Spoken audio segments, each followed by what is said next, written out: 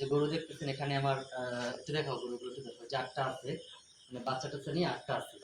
8টার মোটামুটি আমার মোটামুটি 5টাই অসুস্থ, এক কথায় বলা যায়। এটা সুস্থ আছে, আর ওই সার্বিটা সুস্থ আছে, সরি 4টেই অসুস্থ। আর ওই যে ওই কোন একটা মানে বাচ্চা, এটাও সুস্থ আছে আলহামদুলিল্লাহ। মানে 4টা অসুস্থ, এই একটা, এই একটা, এই একটা, আর ওই বাচ্চাটা। এখন মানে খুরা রোগ হয়েছে। খুরা রোগের জন্য আমি কি ব্যবহার করতেছি? ডিপিলিন ডিএস ভেট। এই যে ডিপিলিন ডিএস ভেট, এটা হচ্ছে ইনজেকশন।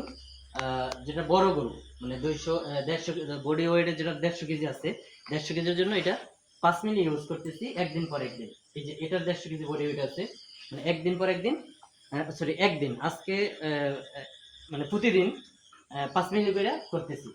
মানে যতদিন মুখের ঘা না কমবে বা যতদিন ভালোভাবে ঘাস না ধরবে ততদিন চলবে। আর চলতেছে লাইসোবেট, লাইসোবেট, জিলিয়ান বেট, আর টেনামাইসিন। আর একটা চলতেছে পায়ের গায়ের জন্য, একটা চলতেছে পায়ের ঘা শুকানোর জন্য, যেটা এই যে মাইক্রোসল স্প্রে। এটা মানে ক্ষত জায়গা যেটা আছে পায়ের, যে খুরোগুলো যে হয়েছে, আসলে তো দেখাই। এই যে দেখেন,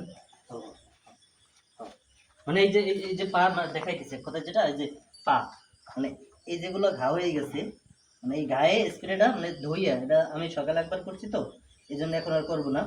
মানে এই যে ঘাগুলো ধুইয়া তারপরে মানে যে কোনো ময়লা যাতে না থাকে, স্প্রে করলে এটা মোটামুটি কাজ ভালো করে, স্প্রে কাজ করে খুব ভালো, তাড়াতাড়ি। আর মুখের গায়ের জন্য, যেটা মুখের গায়ের জন্য করতেছি আরেকটা, মানে মুখের গায়ের জন্য পটাশ দিয়া, হালকা পটাশ, মানে অত বেশি লওয়া যায় না, পটাশ বেশি হইলেও সমস্যা।